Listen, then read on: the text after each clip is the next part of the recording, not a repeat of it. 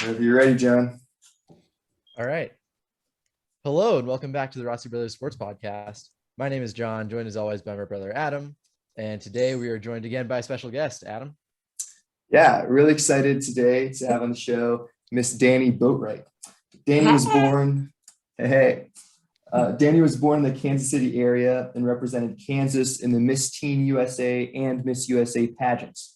She won Survivor Guatemala and appeared in the 40th season of the show, Survivor Winners at War.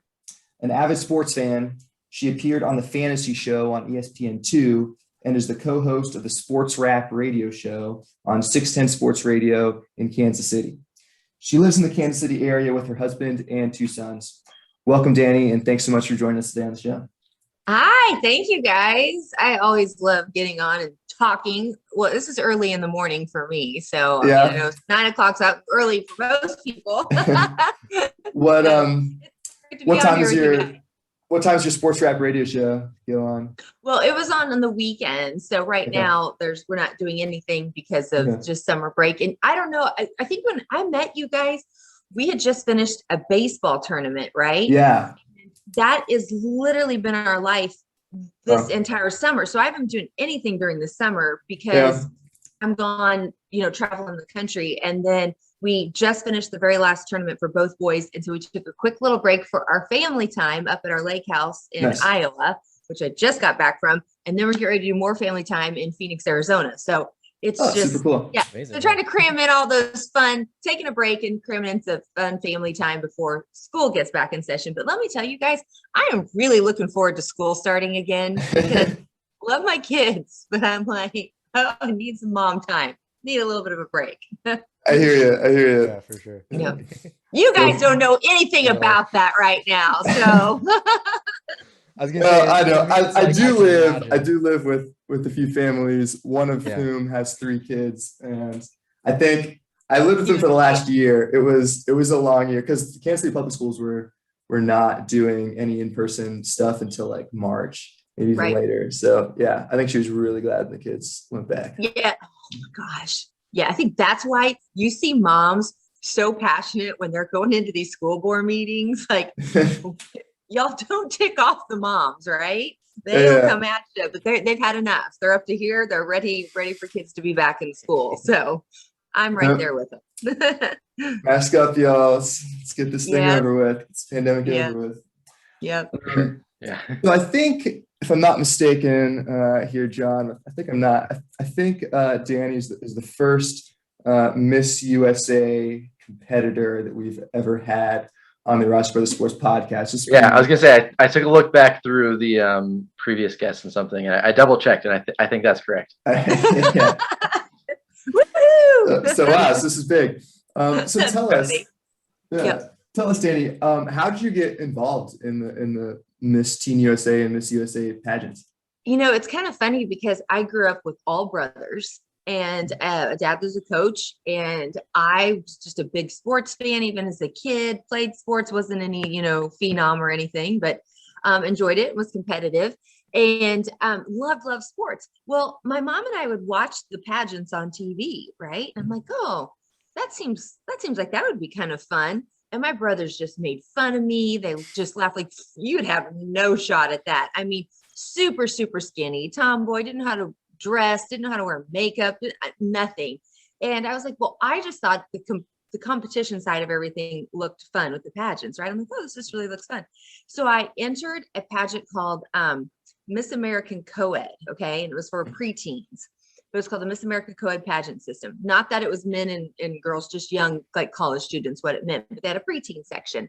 And so I entered that, and I was the 4th runner-up in that pageant. And I was like, what? Like, this was my first time out. I was competing against these girls who knew their thing. And afterwards, one of the judges came up to me and said, you know what? She was really a natural in the interview competition.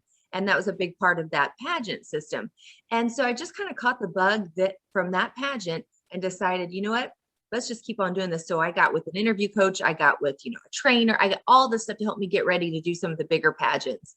And then that opened up the opportunity to compete in the Miss Kansas Teen USA system. And I won my first time out. And then I went to Miss Teen USA, and I was shocked. If you ever go back and see footage of that, I don't even know if you can get footage of that. I mean, Dick Clark was the host of it. Okay. He's not even alive anymore. That's how long ago this was. But it was so funny because they announced the top 12. Well, I made that. Obviously, I was the second runner up in the pageant, but I was the 12th girl called out. So they announced 11 girls, and I'm just cheering for them. I had the best time. I just adored all the girls that I got to compete with. And then the last one, they said in the final contestants, Miss Kansas. And I'm like, oh, I thought I was going to throw up. I was like, oh my gosh, they're so excited. That's what pageants are fun, because I mean, there is that, I like that sense of competition in it. And even though it wasn't sports, it was a lot of fun. And then you spend like a couple of weeks with these girls just in the whole process of the pageant finals. And it's a lot of fun. And I met one of my very best friends, who was Miss Missouri. We're to this day, we're best friends. And it was all because of the pageant. And I think that that's pretty cool. Yeah. Yeah. Yeah, it's awesome. Gained a best friend from the whole experience. Yeah. That's pretty neat. Because they do get such a bad rap sometimes, pageants do. So, I really gained a lot out of those. Yeah. Can you take us through that process? Like, it's really foreign to me. You said you spend a few weeks with these girls. Like, just take us through the life of someone participating in one of these pageants. Well, it's changed a lot nowadays. Just the whole pageant system changed a ton. But back when I competed, you would go out to, let me back up. I won my title, and I had, let's say, I think I won maybe like toward the end of summer. No, sorry. It was fall, and I had till the next summer. I left for Biloxi, Mississippi to compete. So I had several months that I was Miss Kansas, got to train to get ready for nationals.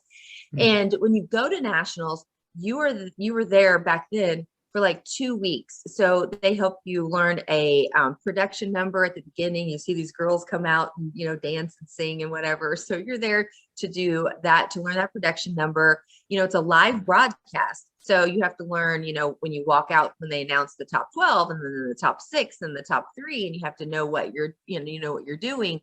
They also have a lot of fun outings in the city that's hosting us, where we get to meet the people. And so it was just a lot of that for a couple of weeks.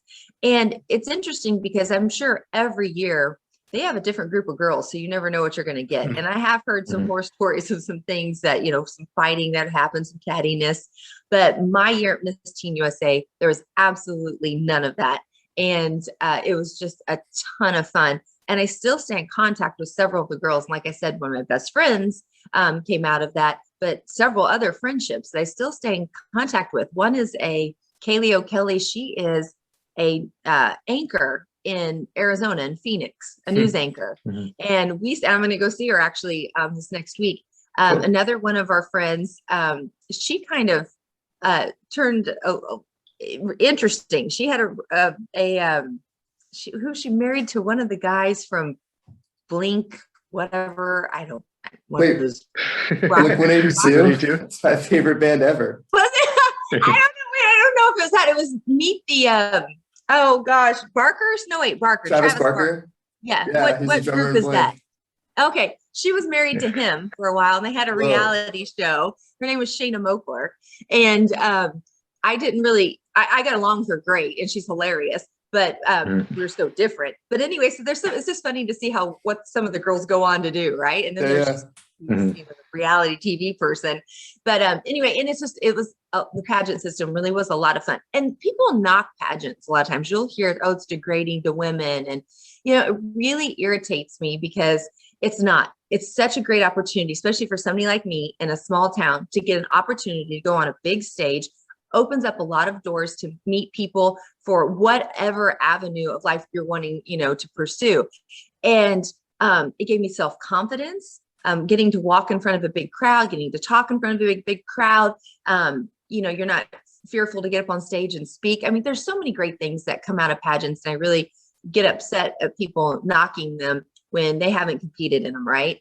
And the other thing is, they have evolved and changed. Like, you don't walk out in the high heels now as a teen contestant in a swimsuit. And I think that that's good. I think that they have, a sportswear segment instead of the swimsuit.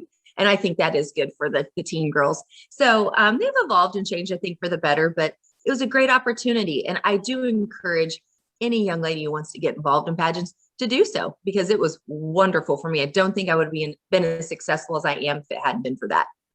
Mm-hmm. Yeah.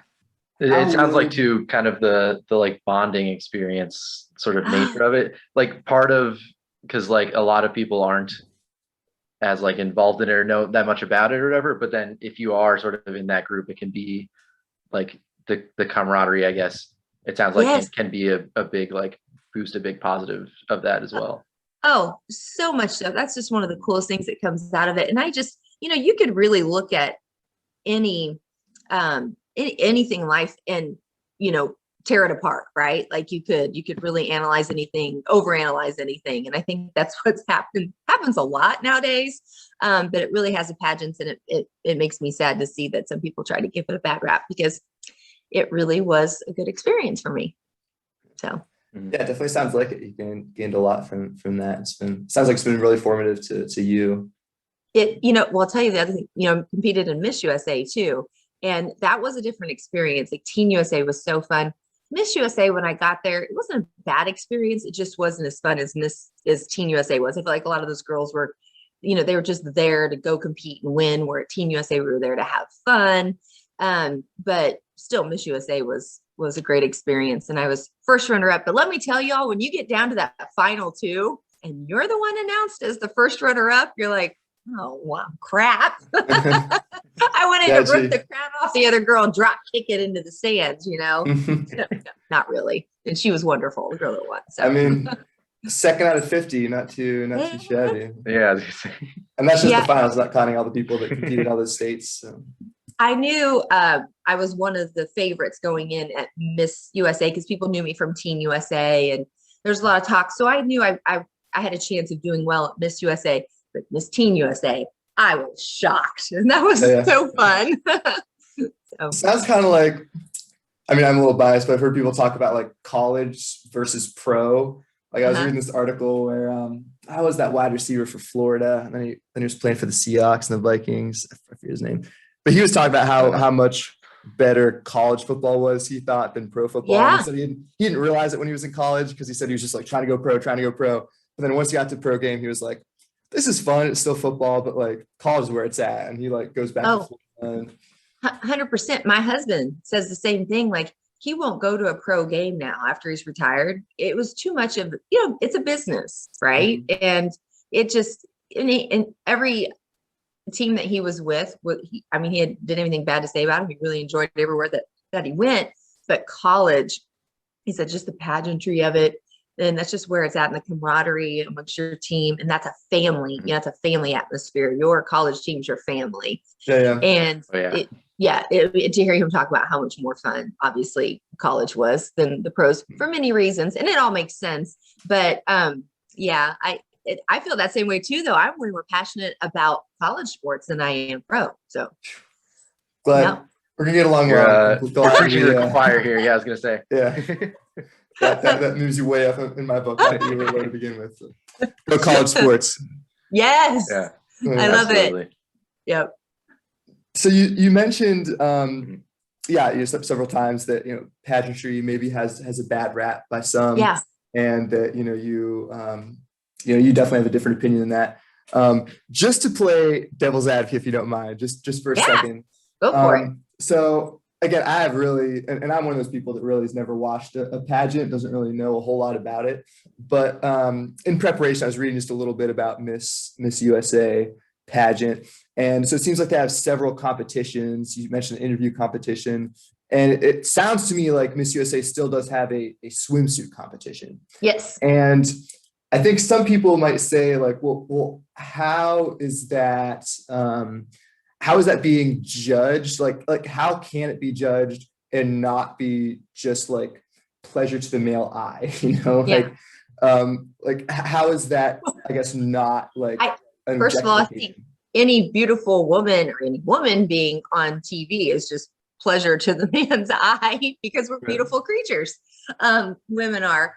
And so I don't think of it as that. I think of it as this, with the swimsuit competition. It's important because it shows that there's, dedication because in order to be physically fit, and then nowadays it's not like you have to be, I do feel like back in the day, it was like you had to be, super tall, you had to be super thin, you had to fit this, and it has evolved from there. And we've had girls who were shorter win now, the shorter, taller, thicker. I feel like the athletic build, to me personally, is more beautiful than seeing, a super, super, super, thin person there. I'd like to see someone who's very healthy. And now I think it just shows confidence when you walk across the stage. It shows dedication to someone that's physically fit, which is very important. It's important to have that image, I think, for not only just women or young girls, but just people in general, how important it is to take care of yourself. And I get a little, oh gosh, I'm going to get in trouble for saying this, but I get a little upset when, I think people feel like they're knocking down these barriers now by showing people who are, or glorifying people who may be heavier, okay, might be really to a point where it's not healthy, okay. I'm all for someone, you don't have to fit a certain mold, right? And voluptuous, full figure, like we talk about being athletic build or whatever, but there is a point where we have to set a standard where we're like, this is, you've got to be healthy, take care of yourself, because if you go to a certain point, that's not healthy, right? There's heart problems that come from it. We've had a friend who was just diagnosed with type 2 diabetes because of diet, things that can change. So I really feel like it's important to put off an image that's a healthy image, not the waif model from the 90s that was, 90 pounds at 5'10". That's not healthy. Okay. I'm talking about a nice, healthy image is important, because it's important for women to know how to take care of themselves and not like be too overweight or too underweight, but a nice, healthy image and what that is for each person is very different. And I feel like that the pageant system is now judged on that, where before it was about, you had to look a certain way, you had to be a certain way. And it has evolved from that now. And which is great to see. But it's important. It's important for people to show that there's dedication for their health and well-being. There's nothing wrong with that. Yeah, I was gonna say, at least for my perspective, it's like kind of tough. It's complicated, right? Because there's, like you're saying, there are health detriments to just like if you beyond a certain weight or something, there are negatives that come with that. There are also like there are issues, I think, with a lot of, image and like portrayal that, like eating disorders or, body image issues like have become a thing. And so it can be a double-edged sword in a sense of like, if there's an image put out there that is unhealthy, like you're talking about, then it can be, in either direction, right? Then it can, contribute to sort of unhealthy self-image and stuff. Or right, if you can do it in a positive way. And so hopefully it sounds like it's kind of going more in that direction of being uplifting in that sense. Absolutely. It's just kind of from years of modeling. Like, I can tell you, I've been around some of the most beautiful women in the world, and I haven't seen one that's perfect. Okay. And I try to tell girls this, whenever we would take pictures, I remember my agency one day, I had just done a photo shoot and they were creating a new comp card for me. And I saw it before they'd had, the comp card put together. It was just the proofs of the picture, and they had parts of it circled. Okay. Like around my hips, I was a young girl, right? I was physically fit, but I wasn't perfect. And I saw all that and I thought, oh my goodness, I've always had confidence in who I am. And I'm like, if I don't get booked because of this job, because I'm this or that, I don't care. Okay.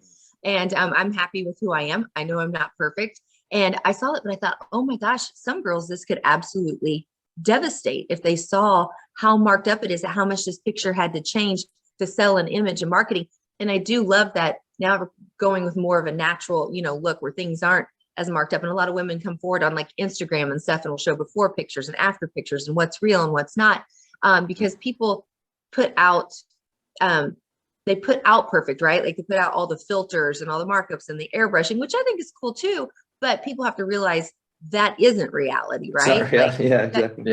That's just not reality. And young girls need to know that, so they're not trying to compare themselves, to what they're seeing in magazines and stuff, and to embrace who you are, and to make the best and the most of what, God gave you. And for everyone, that's different. You look at the Olympics, you see like some of these girls that play on the USA softball team. These girls are fit, right? They're healthy. They are big and strong. Oh my gosh. And I think that's beautiful. And, look at the girls on the USA basketball team or the volleyball team, the variation of all the different body types and looks, but that's healthy, right? These are women who have worked hard, who've eaten well, taken care of themselves, worked hard for their craft. And it's beautiful. And there's such a wide variety of that. And young women need to know that. Like, you might see this girl who's 6 foot tall. You're not 6 foot tall. You've got to learn to go, okay, that's not me. I can't compare myself to that. Everyone's different and beautiful in their own way. And you have to learn to embrace that and take care of it, and take care of it as healthy as you can. Because I feel like sometimes in society now we're like, trying to embrace maybe some images that aren't healthy, whichever direction, that is. And we have to be careful about that, because healthy for everyone is different.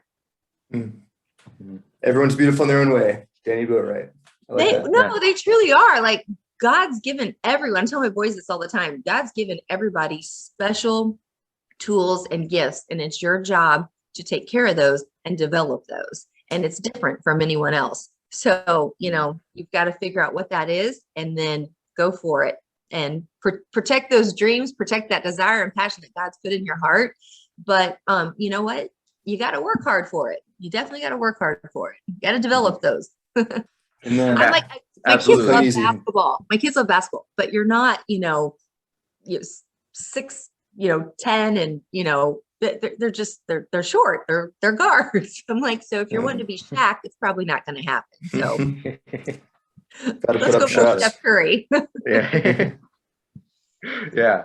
Well, maybe you're right. Like, embracing your own talents, maybe a good note to end on with that sort of discussion. But you were mentioning earlier with the pageants, and like when sort of the preparation week and stuff, working on how everything being broadcast live and sort of being in that environment, maybe is a sort of segue into also your time being part of like Survivor Guatemala. Oh my gosh. And just like, how does that happen? Like, how did that come about, and like what made you decide to kind of take part in that? It was my mom. I was a fan of the show, and so was my mom when it first came out. And I remember I didn't watch the first season. She did. My parents did, and they were so like obsessed with Survivor, right? And so like you have to watch the second season. So I started watching Survivor Australia. That's the first season that I watched, and I was like, oh yeah, I love this show because there's so much competition in it. There's so much strategy involved. And I mean, I got hooked on it, but my mom was the one who said, you should try out for this. And I'm like, oh no. No, I love my Betty Ray's ice cream way too much. Right. Like, I'm not going to be able to starve on an island. And so she was the one who really encouraged me to try out for it. So I sent in a video, and next thing I know, I was in LA for over a week, and I was stuck in a hotel room. They would not let me out because they don't want you to get to know any of the other contestants or people who are up for, up for that season as well, because they don't want strategy happening before you get into the game. They want to capture it all on film, right? Which is far different from this last time I competed, but we can talk about that later. And so I was stuck in this hotel room, and you go through all this testing. You go through IQ testing, you go through psych testing, physicals, interviews with all the producers that work on the show, the cameraman. I mean, the whole entire crew interviews you, and then you have Jeff Probst that comes in and interviews you, and it's just, and then you go to the head of CBS. At that time, it was Les Moonves, and you meet with them. It's just quite a process. And I knew I was down to the finals, but still wasn't sure if I, had made it yet. And then toward the last day of the casting process, they called me up into this room where they had their doctors, and I got like all these shots, right? And I thought, was getting all of my, shots before going out into the game. And I remember thinking, oh, wow, I think I've made it. And they didn't tell me yet. I'm like, I think I've made it. And then I got a call maybe after I left LA, like, I don't know, a week or maybe 2 afterwards saying, congratulations, You were going to be part of Survivor. Still didn't tell us where we were going. We flew to Miami, and then in Miami, they told us where we were heading the next day to Guatemala. So it was quite a process. Yeah. And from the time I left Kansas City to the time I got to Guatemala, I had a swimsuit on under my clothes because I'm like, you never know when they're going to throw you into the game. And I don't want to be stuck out there in my ninnies. So I had a swimsuit on the entire time. Wow. Just ready. So then that experience was insane. I mean, Survivor is like, it's nuts. You have no idea. I have friends who watch it and they think it's hard. I did too, until I was out there. You don't know hungry. I'm like, go without eating for a week. Eat just a handful of rice or something twice a day with some, have your water. Okay. And then try to go work out for 2 hours. Go, you can't do it. It's impossible. I think my friends tried, one of them did, and made it like half the day. I'm like, okay. So it's awful. It's awful. It's every bit as hard as you think it would be and worse. So wow. I should have prepared a little more, but again, kind of like Miss USA, I've never watched an episode of Survivor. And just for myself, but also any of our listeners maybe who don't know what's going on here, could you give us a little elevator speech of what's going on with the show and what you were participating in?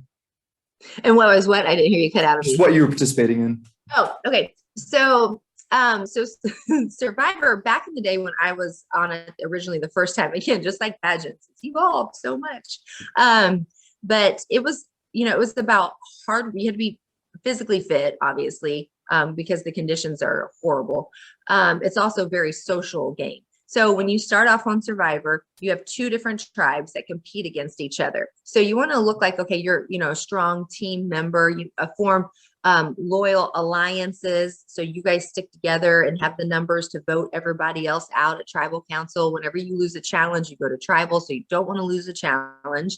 That way you don't have to vote anyone out, but you compete in 2 different tribes. And then after those tribes kind of dwindle down, then you become one tribe and everybody competes individually at that point for Survivor. So for me, it always worked out nice because just being a woman and being kind of thin, and people just didn't think of me as much of a threat. So they'd go after the men and vote them off. So I knew I had a little time at the beginning when we moved into one tribe to work more social game and strategy in.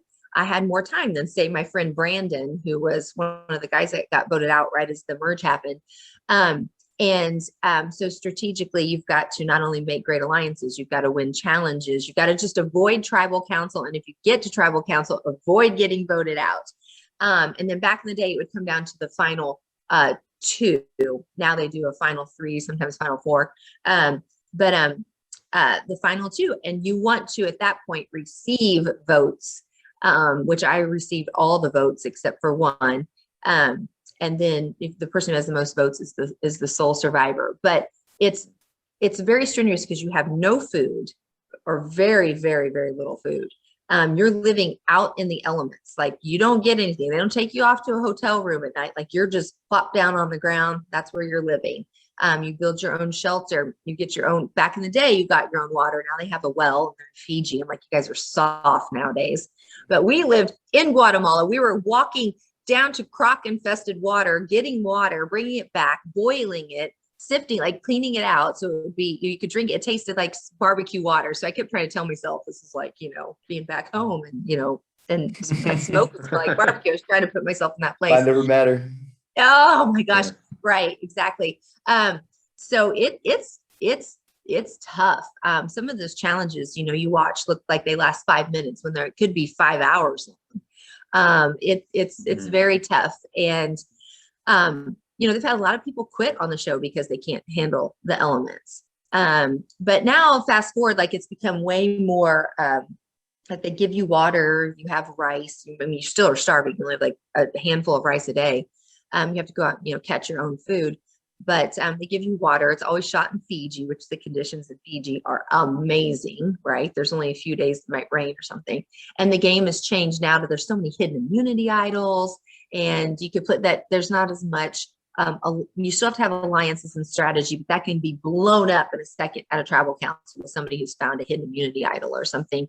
And now it's become way more cutthroat, where before it was about hard work, and your hard work was rewarded, and your loyalty and your strong alliances were as well. But now that's changed a lot. So is that way too much for you? Or No, that's I kind of have to go watch the show now. I'm intrigued. yeah. I was gonna say I've seen a little bit, and so I think I follow pretty much most of it. So it's like it definitely, it seems like it's a lot of the combination of like the strategy, like you're talking about, like it's a very like social dynamics kind of game, which is really interesting. And then they're like, you know, there are board games and stuff that do just that, but then it's that combined with like survival and physical like challenges and everything as well. Which I was gonna say too, it's like almost 40 days worth of shooting, right? Yes. Yep. And there are I like, was there 39 days. Mm-hmm. Yeah. And then so there are 18-ish. There are 18 contestants. Yeah, it depends on the season. Sometimes there might be a couple more or whatever. But 39 days. And then you're there maybe when I was in Guatemala, I was only there a few days, a couple days before the game started. Where in Fiji we had a little more because it was winters at war, so we had so much more press to do. So it was a few more days before, but by the time you get home, it's a good 7 weeks that you have no contact with home. No, no phones, no computers, no anything. You are literally out there not knowing what's going on in the world or with your family. And in some seasons there have been where there's been family emergencies or issues, and they, take that person out of the game, of course. But I have to tell you, Jeff Probst is like so cool. He's like just one of the most down to earth, like nicest guys. Everybody who's, I'd say most everyone who's played had a great experience with him and really enjoyed. He's really good to all the people that have competed on the show because he knows that they've made his show, right? And he's very cool. So it's kind of fun because people always ask, how's Jeff Probst? I'm like, he's really, really great. And even though my experience first time, I won with so many votes, second time just got obliterated, I still had a great experience. I'm still glad that I did it. And I've had the full Survivor experience now, right? Yeah. But the second time, so many people pre-gamed. They all know each other. Some of them are the godmother of the other one's kids. They've been in each other's weddings. There's a couple that was married to each other, or they've played together in other seasons. I had none of that. Like when I won Survivor, I came back, kept pursuing my career. And I went to ESPN and worked with Ron Jaworski and Antonio Freeman on the fantasy football show. Like I was busy pursuing my career and then got married and had kids. And I'm so involved in my kids' life that I don't want to miss a thing with them. So I'm not going to take time to go to some Survivor gathering, in Florida. And good for them that they can do that and want to do that. It just didn't work for me. And in the end, that cost me the Winners of War because I had no relationships with anyone and everybody was pre-gaming before you even got into the season. And I knew that could very well happen. That's fine. But I'll tell you, I'm just not a big fan of players that return to play the game of Survivor, especially if they're playing against people who've never played before, because Survivor, to be true Survivor and played at, its truest form, they need to all be strangers and not know anything about one another until they get out into the game. So 39 days you're shooting in Guatemala. Like, did you learn to hunt? How did you eat? Did I learn? I already knew. I'm a Kansas girl. I did learn some, obviously, I was in Guatemala, which is not Kansas. And so it was interesting because there were scorpions. We saw, tarantulas the size of hubcaps. The one thing, though, I did learn in Fiji was how to spearfish. I never have done that. And I literally got out there and on the third shot, I hit this little tiny black fish. Okay. But wow, I learned to catch crabs out there, conch, like so much food I brought in and they never showed that. And I was like, wow, I'm used to fishing in a pond or a lake and getting catfish or bass. So going out to Fiji and going underwater and seeing all that coral, the color of the coral and the fish was mind blowing. That was amazing. So that's one thing I learned out there being away. But Guatemala, I also learned that there are some monkeys out there called howler monkeys that are these little cute monkeys with these really big roar that scared the crap out of me when I landed there. I was like, oh my gosh, what have I got myself into? So Dude, yeah, I'll tell that's you, I lost, I don't know if you saw this, but I lost 30 pounds. Gee. Guatemala. I didn't lose quite as much in Fiji, almost though. So I came back, I was like 96 pounds at Whoa. 5'10". And now we talk about body image, right? That's so unhealthy. I looked so terrible on the show. And then when I got out and got on a plane to come back home, I remember people, when I'd walk by on the plane, they're like, oh my gosh, look at her. She's anorexic. That's disgusting. I'm like, well, they have no idea what I had just done. And yeah, I did look unhealthy and could not stop eating when I got home and gained 30 pounds in like 2 weeks. So I'd imagine so. I did the Oh, same yeah. thing. Yeah. That's crazy. Wow. ice cream and barbecue when I got home. Came to the right city for it. Yeah, get some. Mhm. Wow. Sure. Well, you're definitely the first Survivor winner we've had in the Ross Pro Sports podcast. This has been an exciting discussion so far. But Yeah, I checked the notes on that too. nice. Yeah. At the end of the day, though, I guess it is the Rossi Brothers Sports podcast, so we should talk at some point about. Wait, hold on a second. Sports. Survivor is a sport, okay? Okay. It is. Let's work off. So Fair yes, enough, a lot yeah. of Point well Jimmy taken. Johnson's played on Survivor. Gary Hogaboom, who was on my Oh, yeah. season, who was a quarterback for the Cowboys. I thought he ended up at Redskins too, but anyway. So you've had a lot of professional athletes that played Survivor. A lot of them. John Rocker, he was on. He was a Jimmy pitcher Johnson was on there. and yeah, there was a lot of them. So there is that, and then pageants. Okay, there is some sports element to it. Okay, that's a far stretch, but anyway. So Just I'm a typical sports guest. Okay, Yeah. right. Yeah. So you mentioned you were on this fantasy football show with Ron Jaworski and Antonio Freeman. What was that experience like being on ESPN too? When I walked onto the ESPN campus, you guys, for the first time, I was overwhelmed. I'm like, oh my gosh, because I love ESPN, right? And then now here I'm on the campus, and this was when I was still auditioning to be a part of the show. And it was such a great experience. I'm going to tell you, that whole ESPN family was so wonderful to work with. And Matthew Berry, who still does all the fantasy football stuff there, he's hilarious. We had so much fun. But they were they were great fun to work with. ESPN family, like I said, just very welcoming. And when I'd go to the cafeteria there, I'd see like Stuart Scott, there's all these guys that I'd watch on TV that I'd see.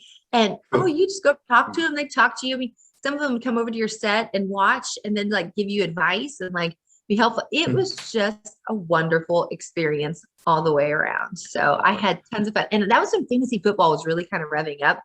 And I was deep into it. I loved fantasy football. I don't know if you guys play fantasy football, but I have in the past. I've had a league the past couple of years with some friends of mine that I've gotten a little more into for sure. Yeah. But it takes a lot of time. Like you really have to, you have to know how fantasy football works. You've got to know then everything about your fantasy players and who to start and who to sit. And it takes a lot. So when I got married and had kids, no more fantasy football for Danny. Yeah. Is the with like walking through the ESPN cafeteria and stuff, did you ever have an experience like on the This Is Sports Center commercials of like see Arnold some Palmer mascot walking through doing something weird like that? The tea and the lemonade. Swedish chef back there talking to Henrik Lundqvist. Yeah. No, it's so funny. I love those commercials. It cracks me up. But there's so many personalities in that building that I feel like you're having that experience every time you just meet somebody and talk to them because they're so much fun.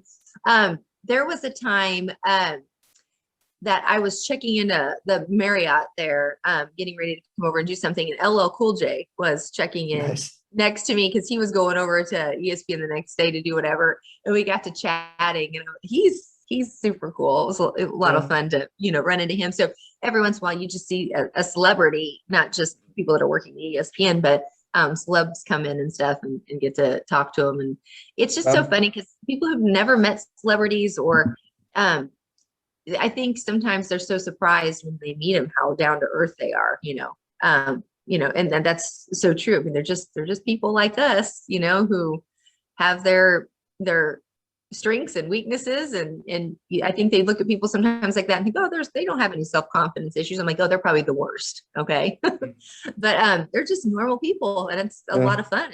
And when you get to talk to them, you're like, oh, wow, they're, a dork just like me. Yeah. Wow. Oh, cool, Jeff. Pretty cool. Yeah, it was pretty neat. So you mentioned earlier on that you played sports a lot as a kid. What kind of sports do you play? What was your athletic career like growing up? Well, my dad was a football, basketball coach in our small town. So naturally as a kid, like I was just involved in a lot of sports and loved watching everything. My room as a little kid was done up in royal stuff. I had like Danny Tartable, Frank White, Betta Biancalana, Mark Gubazaw, all these guys that just were, when I was a kid, they were the Royals icons. That's how my room was decorated, not like girly stuff.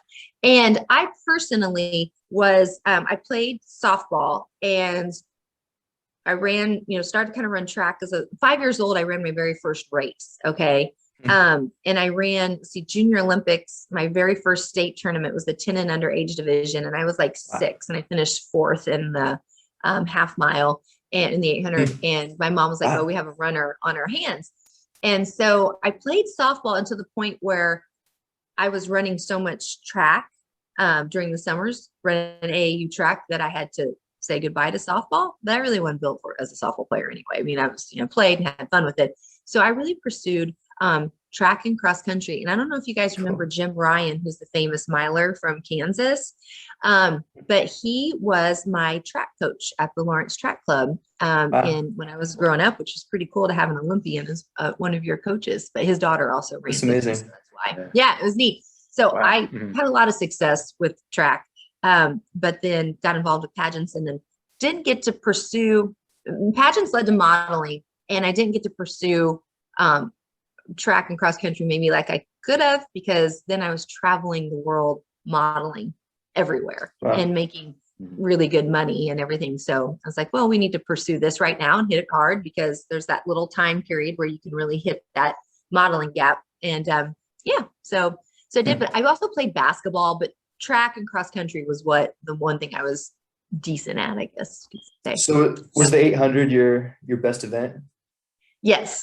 Yeah, definitely. And so it's a lot of fun to watch. And now I have my cousin's daughter just signed with Virginia. She's going to run cross country and track, and she's someone to watch.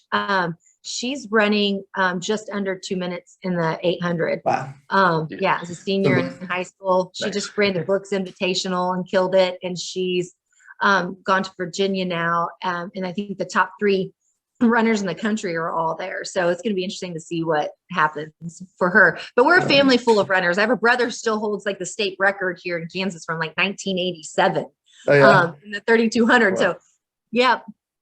Super cool. Super cool. Yeah, we love to run. Do you know what his 3,200 time was?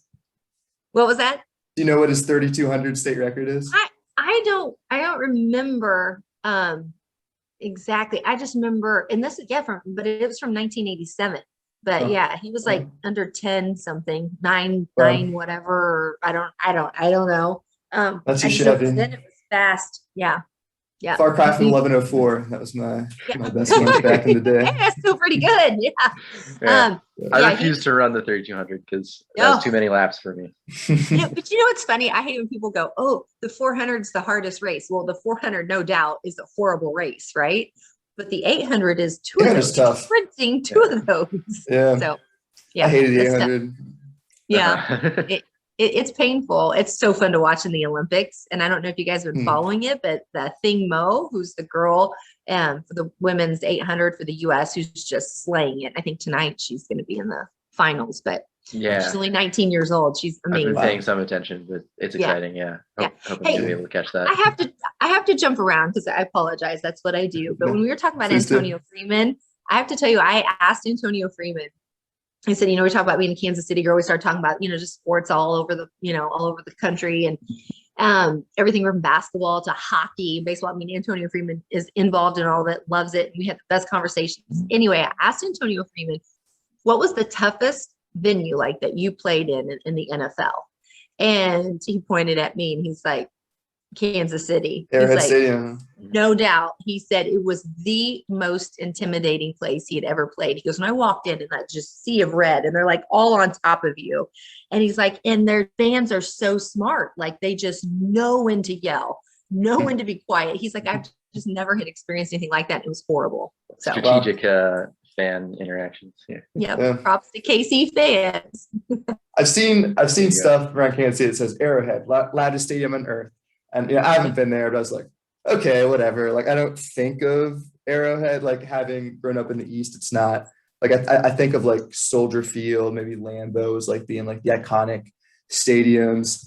But yeah, I guess from what you said, there's something to Arrowhead being an intimidating place to play. Yeah.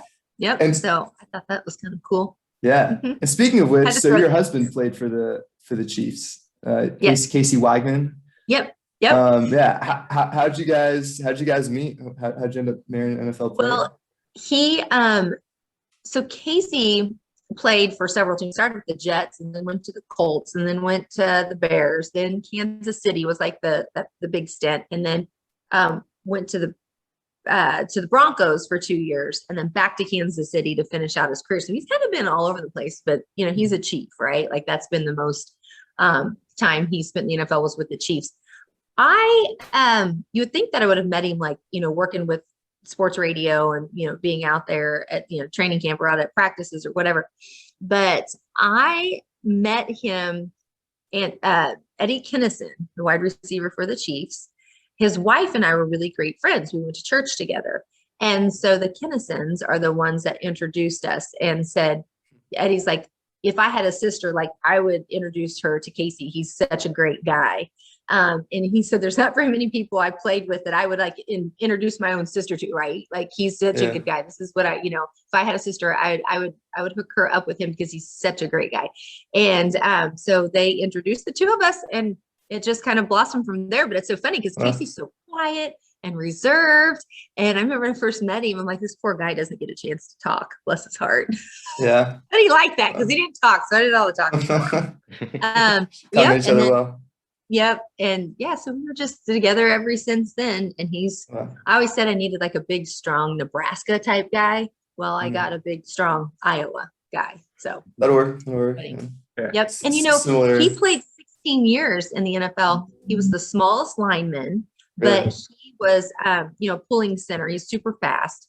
And so he'd move, pull and move up field and block. But he also had like the longest consecutive snap streak. And he's just shows like the reason he made the NFL is his work ethic. He was never, drafted. He was, in fact, says undrafted. Yep. He shattered his foot his senior year of college. So they just thought he'd never even play again. But that shows you a great work ethic and determination. Don't let anybody tell you no, anything's possible. And because of that, his hard work, that's why he had such a successful career in the NFL. There's so many players out there that are great talent, but just think it's such a balance of you've got to not only have this talent, you've got to find the right team, the right system. And that fit with Vermeil and Kansas and KC at Kansas City was perfect for him. But I just look at like Tom Brady. I mean, would he have been Tom Brady if he didn't have Bill Belichick and like have this whole, all the weapons around him? Would that have happened? Like, so many players, it's just that balance of having everything come together to have that super, super successful career. Yeah. What was it like being married to, and Casey's retired now, but like while he was playing in the NFL, like what's that like day to day, particularly during the season when, there's a game every Sunday and I'm sure practices every day? I think with NFL players, their family life is pretty normal. Other than, you go out, people, Kansas City see you and, hey, recognize you. That's a little different than I think just the normal person. However, the NFL players, because they play on Sunday or Monday or Thursday, whatever, they've got one game a week, and then they're at home, right? They may have to go early to the facility to practice. And maybe every once in a while on a holiday, they might be gone because of a game. But for the most part, the NFL schedule is pretty normal and kind of like a regular work schedule for most people, except you're going in and, hitting people, which most workplaces that shouldn't be the case. But it's pretty normal.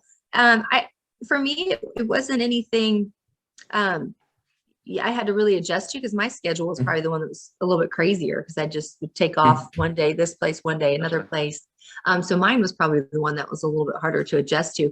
So, and he's a lineman. Nobody really knew who he was. So we could go have a normal life. I can imagine being married to like Mahomes, that would be different, right? So pretty normal. Huh. I could see where that would be different. Maybe being married to a baseball player where you're Yes. Have series, halfway across the country for several days at a time. So they had some reality shows. I guess I'm not a reality TV fan except for Survivor and Amazing Race. But I think that they had maybe the basketball wives and maybe a baseball wives one. And that makes sense, right? Because they are, like you said, gone all the time. We're football. I don't know. We have pretty normal lives. Yeah. Yeah. And I think the like not playing midweek and stuff and having the much more consistent schedule like you're talking about, that makes sense for sure. Yeah. Right. And compared to like NBA or NHL, the season is much shorter. Whereas it's not a long season at all. But I'll have to tell you, I am such a little spitfire. Okay, I got a funny story for you. I had to really watch it because I'm very competitive, I'm very passionate, right? And I'm very protective of my friends, my team, my family. Okay. And I was at a game at Arrowhead and we were playing Baltimore. Okay. And Baltimore's just obliterating us. Okay. And I'm sitting in the stands. I'm about 50-yard line, maybe about 15 rows back. Okay. Great seats. And the Baltimore cheerleaders, like a few of them who come to the game at Arrowhead, not cheering, they're in the stands, rooting on their team. And they all had on these purple zip up, I'm a cheerleader at, at Baltimore, whatever, letting fine. Okay. Well, every time they would score, one of these girls would walk down and she's got this sign that says, I don't even remember, but it was not nice. Said something, about the Chiefs. And she'd walk down in front of the stadium and hold up this sign about Baltimore. Okay. And so by the third time they were getting ready to score a third touchdown. And I looked over at one of my friends and I said, hey, can you switch seats with me so I can be on the aisle seat there? He's like, okay. So switch seats. Baltimore scores. Here she comes walking down, her little purple suit on and her sign, and as soon as she walks in front of me, I reach over, grab that sign, tear it up and throw it into the stands. And the fans right all around the area are going nuts. They're like, yeah. And she gets in my face and she's like, that is just no class. And I said, oh, you want to talk about no class? I said, you're in my house, disrespecting my family. And I'm not going to put up with that. That's no class. She goes down and tells the security guard. The security guard comes and talks to me. And I'm like, well, I didn't harm her, And then he's like, if you could just tone it down a little bit, Danny, otherwise we'll have to remove you from the stadium. Dude. So that's I'm pretty passionate. Not every day you get a fan story like that, I guess. For sure. That's awesome. Sticking up for the old Chiefs there. I see you. Yeah. So we talked before, I think we're gonna finish things off. We talked about a little competition here. So we wanted to, in honor of sort of Miss USA and pageants and everything, we were going to nominate Mr. or Miss Sports Ball. Each of us. Nope. Okay. Sorry about that. Okay. Lost you guys for a second. Okay. So anyway, I'm very passionate, as you can tell. Yeah. Gotcha. All right. So I was gonna say our last sort of thing here we talked about beforehand. We were in honor of the Miss USA and everything. We were gonna do a sort of twist on that. We have nominees for a Mr. or Miss Sports Ball, the first annual, maybe not annual, I don't know if I should make a promise like that, but the Rossi Brothers Sports Podcast, Mr. or Miss Sports Ball nominations. Yes. So sort of based on, sort of a combination of on field and off field, embodiment of yeah, just sort of the values that go with that and everything. The whole package. Yeah, exactly. So I don't know if maybe I should lead us off or whoever Yes, wants to go for it. nominate first. Okay. So in my mind, when we were like, okay, I got to think of someone to nominate for a Sports Wall thing. I immediately go to Roberto Clemente as a Pirates fan, and just like, everything he did is just like amazing. Yes. But I was thinking like I might make another pick, sort of based on that, because it's maybe a little obvious, I guess, to go with Roberto Clemente again in my mind as a Pittsburgh fan. But they give out the Roberto Clemente Award in baseball every year to someone who like sort of lives up to that same the same values essentially that he brought everywhere. And I couldn't not go with Andrew McCutchen, also a Pittsburgh Pirate, who in 2015, I want to say 2014 or 2015, won the Roberto Clemente Award. But yeah, he's just like obviously on the field, especially for those like the core years there in Pittsburgh, is just amazing. And then off the field, he's been, like really good in the community, especially in Pittsburgh there. Had a lot of charitable work. More recently, he's part of the Players Alliance and has been one of like part of a big surge in baseball and in sports in general, right? Of promoting like social justice and equality and everything. So I'm putting him out there. Andrew McCutchen. I gotta go, one of my favorite players ever. So couldn't not do that. Yeah. Of course. Yep. That's a good one. That was such a special time. Next? Yeah, please do, Danny. Okay, so for the male, obviously we could have done like a past and a present. That would have been kind of cool. Maybe next time we'll have to do another one. But this person that I picked had such an outstanding college career, not as much pro career, but it's getting the opportunity again. So it might be interesting to see what happens. You guys might be picking up on where I'm going with this. But it's going to be hard to find another man on this planet who is as just check mark, hit every box of what up to me a real man is. And that is Tim Tebow. And I love Tim Tebow. And I'm going to tell you what, the stands that he's taken personally in his life and the success he's had on the field in college, which is mind blowing. Okay. But his success off the field in his life outshines anything he could ever do on the field, because he's such an outstanding man. And he has an incredible charity. I don't know if you guys see that he puts on this prom for all these kids who have Down syndrome. And it's the neatest event. I think it's called Night to Shine. And it just gives me goosebumps thinking about it. But I encourage everyone to follow him on Instagram, but especially young boys. I have my kids following him because the messages that he puts out on there are absolutely incredible. And I've never seen someone with so much determination. If you've read his books, I've read a couple of his books, and you see that from such a young age in him. It's incredible. He had an amazing drive, and that's what took him so far. Obviously, had athletic ability too, but with him, it's been that work ethic and that competitive nature of him, but also being able to channel it. So off the field, he's obviously still competitive, but has this just soft heart. And it's so great to see him successful on the field, off the field. And then now he's married to a former Miss Universe. So of course I'm going to be a fan of Tim Tebow. And she's just a beautiful person as well. So it's so neat to see the successful marriage, successful couple. And I love that Tim Tebow is getting another chance to play in the NFL. Yes. Tight end. It's going to be exciting. It seems to fit his body type. Yeah. I agree. No, I think that's I always thought maybe running back or tight end. So we'll see what happens. Yeah. And in the state of Florida, I'm going to top that one. Right. So pause just for a second. Did you also have a Ms. Sports Ball, Danny? I do. Yes.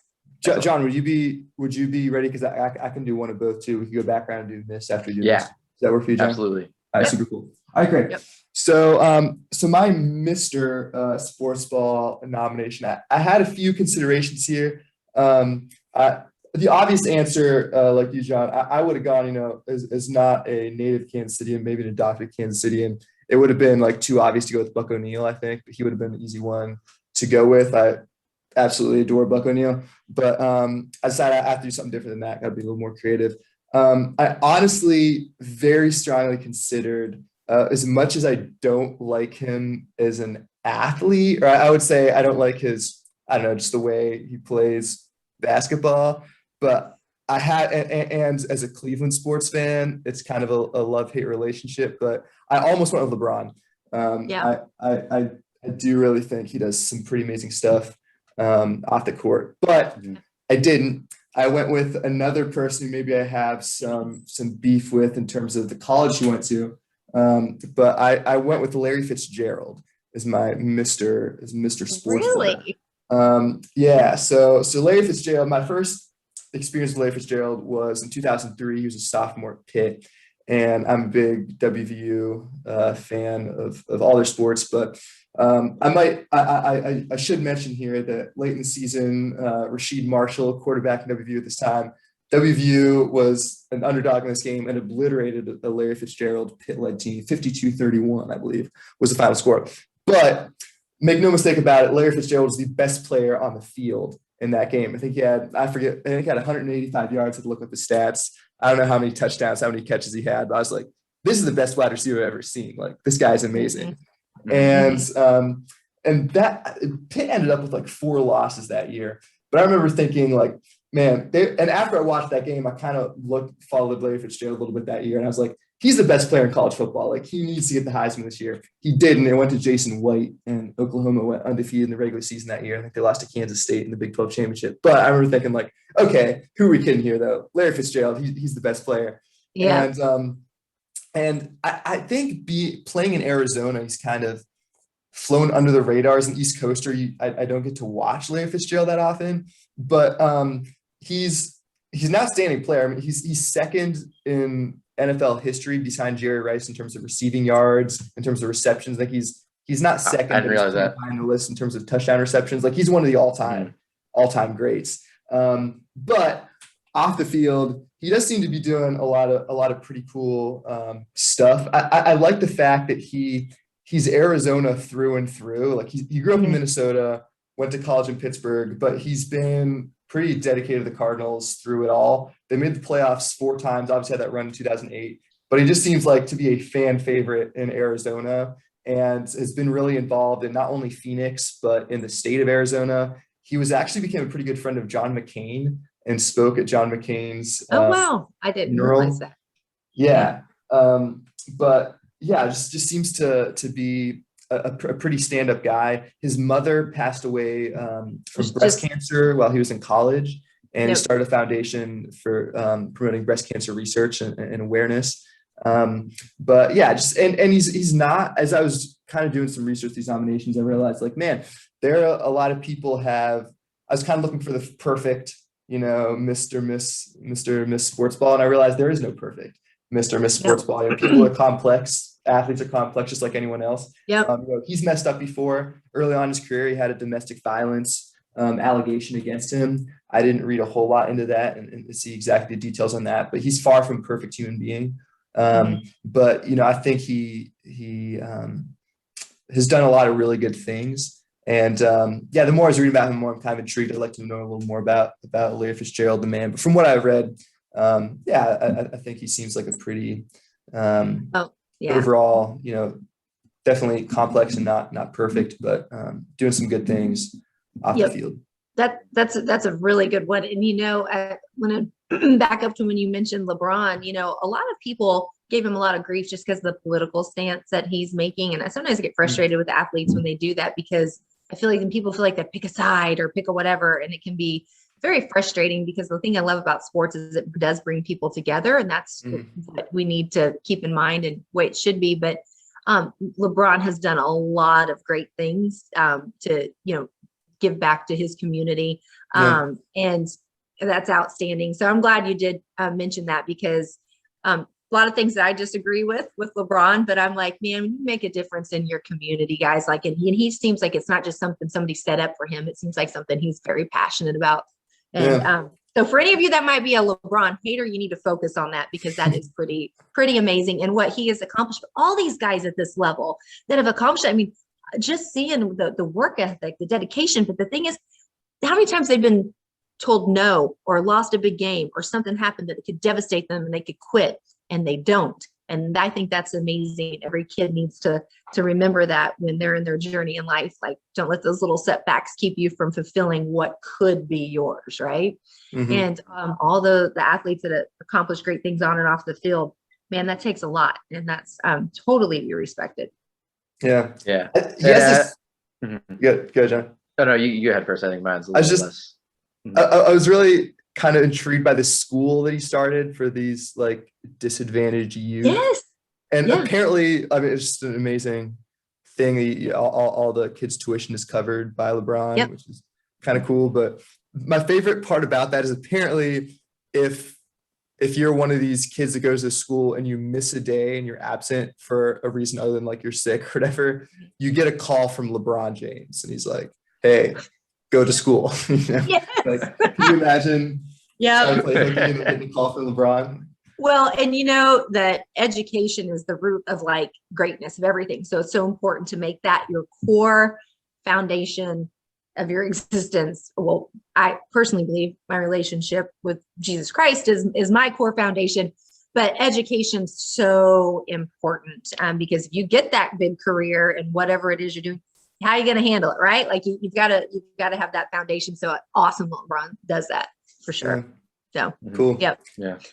I was gonna say first too. Also, I think it's important. I'm glad you mentioned this too, Adam. Just that like there are so many good choices out there for a lot of this. Like we're all obviously picking one nominee, but it's not to say that there's like, this person's like the best choice, or you know, there are always people doing amazing things out there, and so this is just like a level of shouting that out, you know. And look locally, you know, there's Will Shields. I mean, it's hard to find anybody better than Will Shields here in Kansas City that's done so much for the community and on and off the field and in his personal life, like such a great dad and husband. And I mean, there are just so many people that you could put in this category. So what about a woman? People.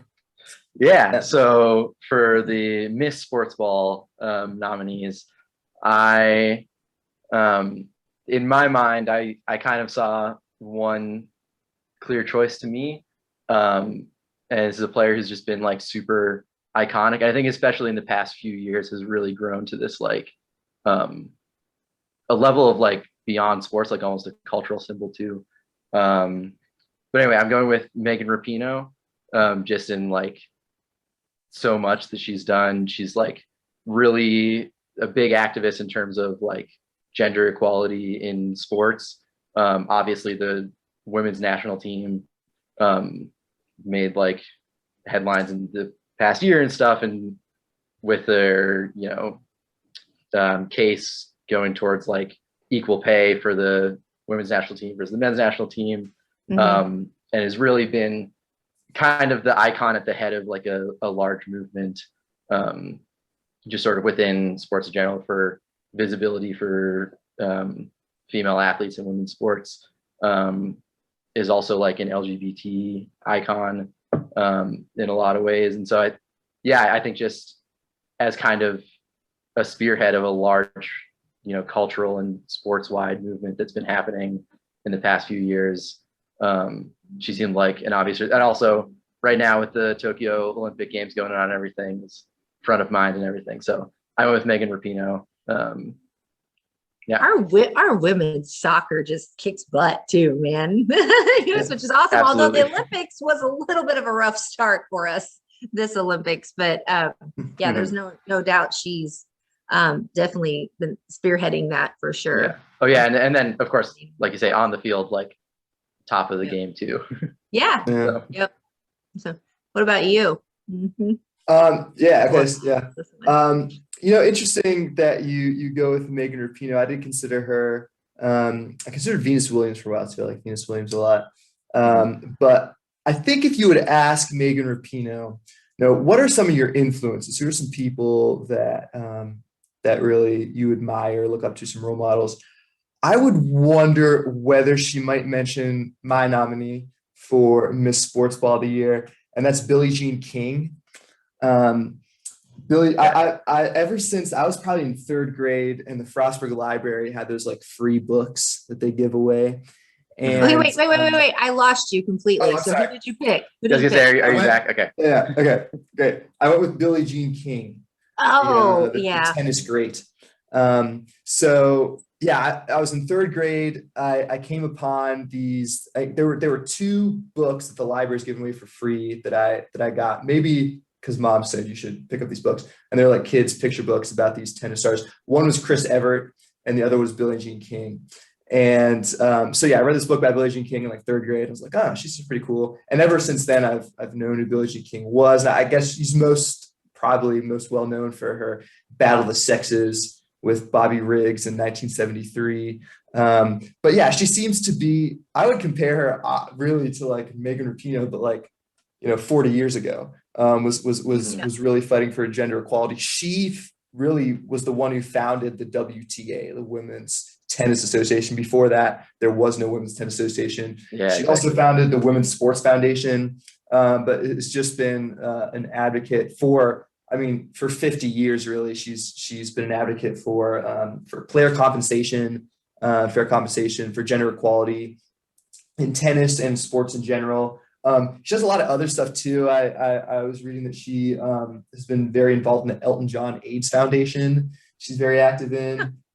She has served on the President's Council for Fitness, Sports, and Nutrition. So it promotes people being healthy and moving. And yeah, it seems like a really cool person. It'd be cool to know her off the court. And yeah, again, you have to mention, people complex. There's no perfect person. She, I guess, was a little controversial because she, one of the first sponsors for WTA was a tobacco company.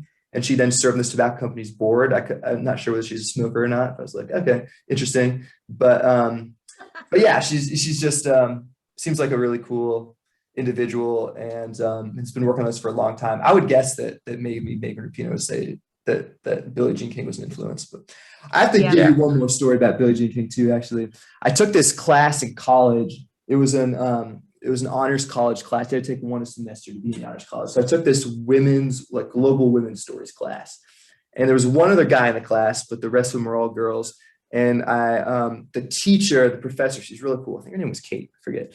She was under 32. It was interesting dynamic. Oh, no, I shouldn't say that. It was cool. She was just younger. So it was like, it wasn't the same as having 60-year-old professor in the class. It was pretty chill, and it was a good discussion-based class. But we had to do this final project and basically highlighting a woman's story, a global woman's story in some way. And so people were picking all these different whatever. And I said I wanted to do Billie Jean King, and there were probably 10 people in this class, pretty small class. But somebody said, who's that? I said, oh, Billie Jean King, Battle of the Sexes, Bobby Riggs, And they were like, no. And here I come to find out nobody in this class, not even the professor, knew who Billie Jean King was. And I was like, that's kind of incredible. This is pretty progressive, women's class. I'm like, yeah, I think you should know who Billie Jean King is. And it reminded me, Willie Mays was in the headlines. And I used to teach high school, and I had all these baseball players in my class. And I asked them, how many of you know who Willie Mays was? And I had this class of 18 guys. I think there were 2 people that knew who Willie Mays was. Wow. Oh my gosh, you guys, these are the greats. These are the greats. Yeah. Anyway, that's my Billie Jean King story. That's incredible. Yeah. I guess, but we grew up such avid sports fans, right? Yeah. So we're always like, wait, how do you not know who this person is? I know. They could probably say the same thing about, I don't know, some entertainer, or musician, or actress or actor, or somebody I wouldn't know about. Yeah. Well, I have to say, there's just so many female athletes, past and present, that I am such a fan of. But I had to go. Actually had to go with a couple because I couldn't narrow it down anymore. But Venus and Serena Williams, just for the obvious of just the barriers that they have just broke down, right, and just busted through. It's awesome, and they're such incredible tennis players, and they have a movie coming out about their life. So I'm very excited to see that.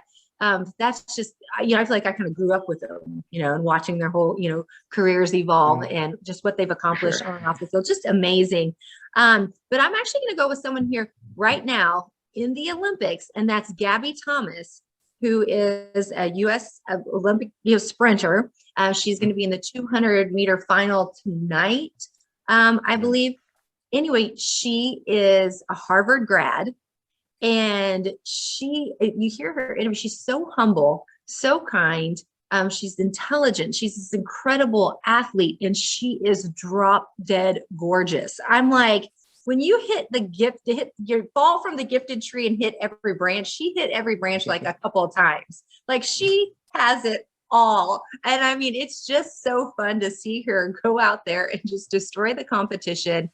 And she's a Harvard grad. I'm like, oh my gosh. But you hear her talk about, how humble she is and how her parents were like, push like education. Her mom was like, education, education, education. And obviously that's very evident in her success because of being, just graduated from Harvard. And she's just smoking the competition. And it's so fun to see our US women go out and compete against the rest of the world and just annihilate. They do so well.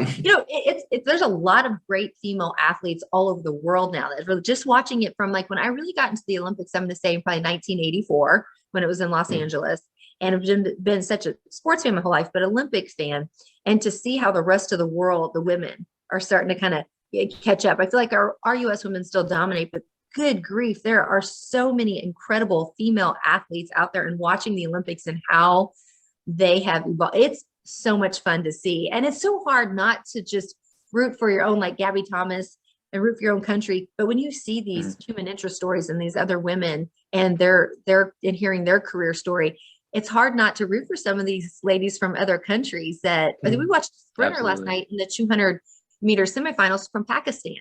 And my son was like, why is she wearing all that? Because you see all these other girls in these little bitty, track uniforms. And I said, well, she's from Pakistan. She probably needs to be covered, and she had pants on and a shirt that kind of came down over her shoulders. And I was like, look at that. That's awesome to see her out there in this Olympic semifinal. And just to see all the women across the world just being able to compete in sports and at such a high level is so much fun to see. But those, I had to go with those three women right there. So Venus and Serena, Gabby Thomas, those are my girls. Just love just seeing their success. And I'm so excited to see this movie coming out about the Venus and Serena, the Williams sisters story. It's going to be fun. Totally. Yeah, I didn't know about that movie. I'm excited now that you mentioned it. Will Smith plays their dad. He's playing their, exactly. He's playing their father. Everything he's in is amazing. Wow. Love him. So super cool. As a Dartmouth person, I'm obligated to say Harvard is overrated. More jokingly than seriously, but yeah. Anyway, so thank you, Danny, for joining us. I think if we usually close it out with we ask everyone the same question, just generally, why is sports important? But to sort of close out the show, I think why is sports important? Just kind of like what I was just saying now about seeing the women's sports just all over the world, to seeing all these women now having so much success. It's so fun because that's what I think sports is. And we have to remember that it is to really unite everyone. And even at the Olympics, when you're rooting for your country, how can you not root for some of these other countries, right? And you see these athletes who work so hard and see their dream come into reality. And I think that's the thing I love, not just about sports, but like the Olympics, is that it brings everyone together. And that's why sometimes I get a little frustrated when sports can get too political, because I'm like, we have people coming from all different walks of life, right? All over the spectrum. And it's so neat to see sports, how it can bring everybody in and unite everyone. And I don't want the sports world to forget that, or people to forget that, because that's one of the beautiful things about sports, is how it can unite everyone And then especially this past year, man, has it been a break for everyone mentally when you get to see your team play, and to have some fun, because when everything else in the world is chaotic, it's kind of fun to have some normality. And that's also what sports can bring to us. And yeah, and I love it. I love it for that, because it's fun how it can unite people. And sometimes it can break up friendships because of sports too. I've had that happen with MU and KU. Okay. No, it's a lot of fun. So for me, it's how it can really unite the world, especially seeing that on the Olympic stage. Cool. Yeah. Well said. Well, thank you so much for joining us, Danny. This has been a lot of fun. I really enjoyed this. Listen, this hold on. conversation. In True Survivor Challenge, I have to give out a challenge. Okay. Okay.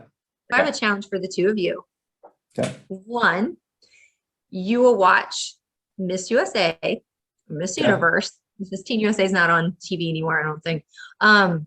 When those are on, you're going to watch, so you can just see how the pageant world works. Because, like I said, it gets a lot of bad rap sometimes. The other thing is that you are going to start watching Survivor, and the new season starts this fall, and I'm going to hold you all accountable. We're going to have like a Survivor fantasy group. So Okay. New season this fall. When are the pageants? I don't know. They're on. You never know. I mean, it's not like it's a set time each year. I think Miss Universe will be coming up this next spring. Gotcha. And the only reason I know is A little time to prepare. The Hunts, who own the Chiefs, their daughter Gracie Hunt is Miss Kansas, Oh, really? and and her mother Tavia Hunt was Miss Kansas USA when I was Miss Kansas teen, and she so they're kind of like family to us. So it's gonna be fun to watch Gracie, who's an amazing young woman, compete at Miss Universe. So cool. Yeah, All right. sorry, Miss USA, not Miss Universe. Challenge accepted. Yeah, I was gonna say, well, I'll take on that challenge. Yeah. Super cool. Awesome. Thanks for opening new doors for us, Danny. This is exciting.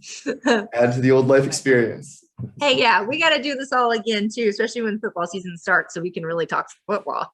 Love to. We'd love to. Yeah. It'd be great. Wow. Go Chiefs. Well, yeah. Well, yeah. Look forward to doing this again. Thank you so much for your time today. Thank you, guys. I'm now heading out to go get a root canal, so wish me luck.